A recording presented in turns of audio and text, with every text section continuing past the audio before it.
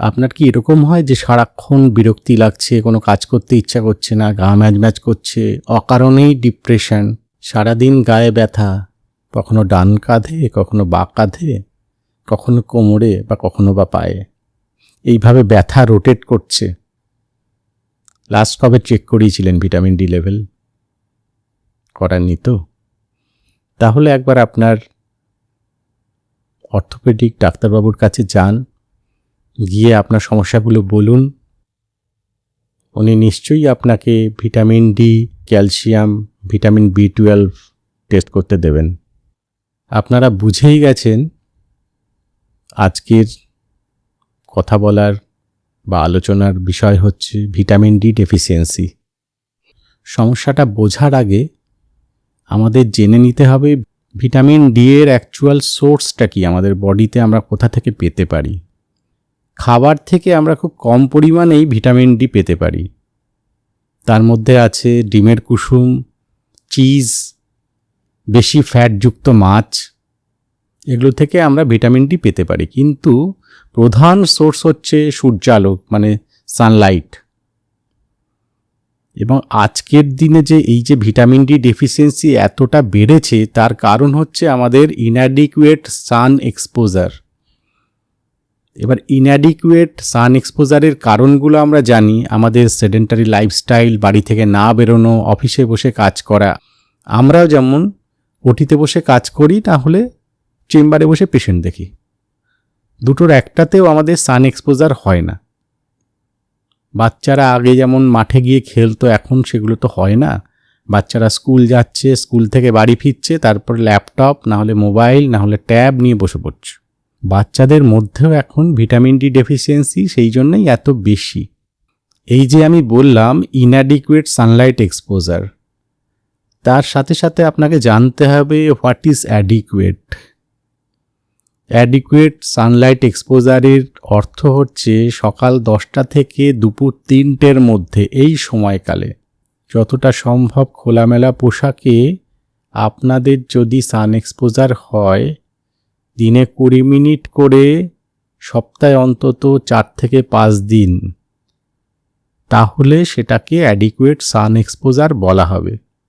সেটা আমাদের পক্ষে, যারা আমরা শহরে থাকি বা বিভিন্ন ধরনের কাজকর্মের সঙ্গে যুক্ত, ইনডোর কাজ, যারা বাইরে মাঠে ঘাটে বা বাইরে খোলা আকাশের নিচে কাজ করেন, তাদের অ্যাডিকুয়েট সান এক্সপোজার হয়ে যায়। কিন্তু যে গ্রুপটা সান এক্সপোজার পায় না, তাদের শুধুমাত্র খাবার থেকে ভিটামিন ডি এর সরবরাহ শরীরে হওয়া খুব কঠিন একটা ব্যাপার। এবার আমরা জানব ভিটামিন ডি এর ডেফিসিয়েন্সি ফিচার্সগুলো কি।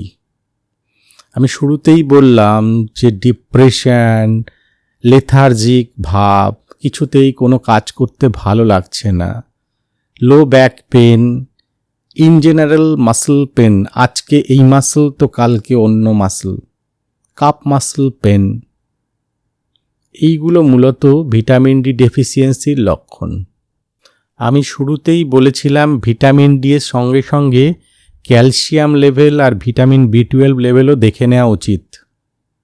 যদি ভিটামিন ডি ডেফিসিয়েন্সির সঙ্গে সঙ্গে আপনার ক্যালসিয়ামও ডেফিসিয়েন্সি থাকে বা লোয়ার রেঞ্জে থাকে আপনার ক্যালসিয়াম, তখন যখন একসঙ্গে অনেকটা ভিটামিন ডি আপনার শরীরে প্রয়োগ করা হবে, তখন আপনার রক্তের ক্যালসিয়াম লেভেল ফার্দার ডাউন হয়ে যাবে। ফলে আপনার অ্যাকিউট ক্যালসিয়াম ডেফিসিয়েন্সি হতে পারে এবং তার অনেক সাইড এফেক্ট আছে related to different parts of our body, যেটা নিয়ে আলোচনা করতে গেলে এই ভিডিওটা আরও লম্বা হয়ে যাবে বলে আর ওই দিকে ঢুকছি না। আবার অনেক সময় দেখা যায় যে ভিটামিন ডি এর সঙ্গে ভিটামিন B12 ডেফিসিয়েন্সিও থাকে এবং সিমটমসগুলো খানিকটা সিমিলার, অনেক সময় ওভারল্যাপ করে।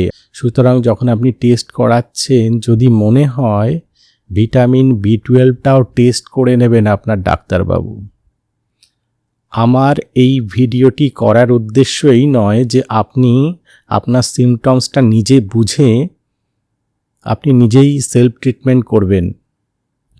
ভিটামিন ডি এর ট্রিটমেন্ট করা খানিকটা কমপ্লিকেটেড। কেন? ভিটামিন ডি ডেফিসিয়েন্সি আমাদের শরীরে যতটা না ক্ষতি করে, এর টক্সিসিটি আরও বেশি ক্ষতিকারক। সুতরাং কখনোই আপনার ডোজ ইনঅ্যাডিকুয়েটও যেন না হয়, আবার টক্সিসিটির লেভেলে চলে যাবে এইরকমও না হয়। সুতরাং সবসময় আপনাকে আপনার ডাক্তারবাবুর কাছে তার পরামর্শে বা তার সুপারভিশনেই আপনার ট্রিটমেন্ট নেওয়া উচিত। এবার চলে আসি ট্রিটমেন্ট পার্টে। খুব সিভিয়ার ভিটামিন ডি ডেফিসিয়েন্সির সময় আমরা ইনজেক্টেবল ব্যবহার করি, কিন্তু সচরাচর সেটার প্রয়োজন পড়ে না।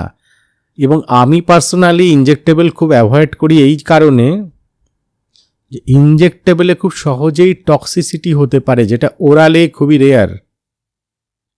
ওরাল ট্রিটমেন্টের ক্ষেত্রেও ভিটামিন ডি সাপ্লিমেন্টেশনের ডোজ তার বর্তমান ভিটামিন ডি লেভেল এবং তার লাইফস্টাইল এর উপরে ডিপেন্ড করে।